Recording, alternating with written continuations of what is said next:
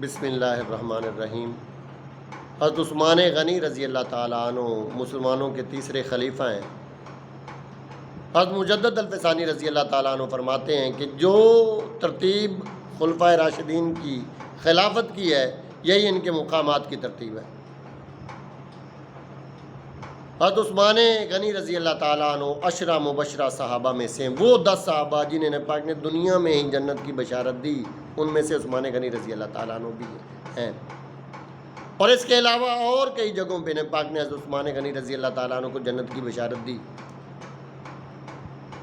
آپ کے عقد نکاح میں نبی پاک کی بیٹی سیدہ رقیہ رضی اللہ تعالیٰ عنہ تھی۔ جب ان کا وصال ہو گیا تو نبی پاک نے اللہ تعالیٰ کے امر اور حکم سے اپنی دوسری بیٹی سیدہ ام کلثوم رضی اللہ تعالیٰ عنہ کا نکاح عثمان غنی رضی اللہ تعالیٰ عنہ سے کر دیا۔ اور یہ صرف آپ کا اعزاز ہے، اسی لیے آپ کو ذو النورین کہتے ہیں، 2 نوروں والا۔ کم و بیش 1,24,000 پیغمبروں کے اصحاب میں سے کسی صحابی کے عقد نکاح میں کسی نبی کی 2 بیٹیاں نہیں آئیں۔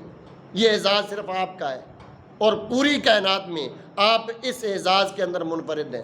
اور آپ کا ہے کہ یہ بھی اعزاز ہے کہ آپ سے فرشتے بھی حیا کرتے ہیں۔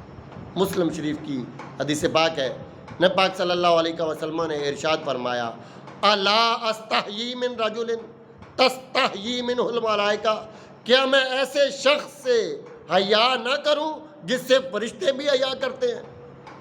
اور المستدرک کے حوالے سے اعلیٰ حضرت رحمۃ اللہ علیہ نے فتاوی رضویہ کے اندر حدیث پاک کوٹ کی، نبی پاک صلی اللہ علیہ وسلم نے حضرت عثمان غنی رضی اللہ تعالیٰ عنہ سے معانقہ کیا، انہیں گلے سے لگا لیا اور فرمایا، انت ولی فی الدنیا والآخرہ، اے عثمان تو دنیا میں بھی میرا دوست ہے اور آخرت میں بھی میرا دوست ہے۔ حضرت عثمان غنی رضی اللہ تعالیٰ عنہ نے غزوہ تبوک کے موقع پر 1,000 اونٹ اللہ کی راہ میں جو ہیں وہ پیش کیے، اور 70 گھوڑے اللہ کی راہ میں پیش کیے، اور 1,000 دینار سونے کے سکے نبی پاک کی بارگاہ میں پیش کیے۔ نبی پاک اتنے خوش ہوئے کہ ترمذی شریف کی حدیث پاک نبی پاک نے فرمایا، آج سے عثمان کچھ بھی کرے اس پر کوئی مواخذہ نہیں، آج سے عثمان کچھ بھی کرے اس پر کوئی مواخذہ نہیں۔ اور قیامت کے دن سورج جب سوا نیزے پہ ہوگا، لوگ گرمی کی وجہ سے جھلس رہے ہوں گے، تو نبی پاک صلی اللہ علیہ وسلم اللہ کی بارگاہ میں عرض کریں گے، مستدرک کی حدیث پاک ہے، نبی پاک فرمائیں گے، یا ربی اجل حسابہم، اے میرے رب میری امت کا حساب جلدی لے لے، سب سے پہلے اس امت کا حساب ہوگا، یہ آخری امت ہے۔ حالانکہ چاہیے یہ تھا کہ جو پہلے امت آئی ہے اس کا حساب پہلے ہوتا، لیکن نبی پاک صلی اللہ علیہ وسلم کی دعا پہ اس امت کا حساب سب سے پہلے ہوگا، اور سب سے پہلے حساب جو ہوگا وہ حضرت بکر صدیق رضی اللہ تعالیٰ عنہ کا ہوگا نبی پاک کے حساب میں سے۔ علامہ جار اللہ زمخشری رحمۃ اللہ علیہ نے الموافقہ بین اہل بیت و صحابہ کے اندر اس روایت کو درج کیا ہے کہ عبد خیر، یہ حضرت علی رضی اللہ تعالیٰ عنہ کے خاص ساتھی ہیں، کوفہ کے اندر حضرت علی رضی اللہ تعالیٰ عنہ کو وضو کرا رہے تھے۔ حضرت علی رضی اللہ تعالیٰ عنہ نے فرمایا، کوئی سوال ہی پوچھ لو۔ انہوں نے عرض کیا، ہے امیر المومنین کیا سوال پوچھوں؟ تو حضرت علی رضی اللہ تعالیٰ عنہ نے فرمایا، جس طرح تم نے مجھے وضو کرایا ہے اسی طرح ایک مرتبہ میں نبی پاک کو وضو کرا رہا تھا، تو میں نے نبی پاک کی بارگاہ میں سوال کیا، یا رسول اللہ قیامت کے دن سب سے پہلے حساب کس کا ہوگا؟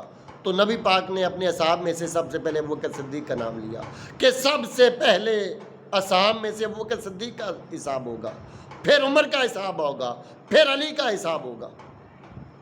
تو حضرت علی رضی اللہ تعالیٰ عنہ نے دوبارہ سوال کیا، یا رسول اللہ کیا عثمان کا حساب نہیں ہوگا؟ اچھا، یہ سوال آپ نے کیوں کیا؟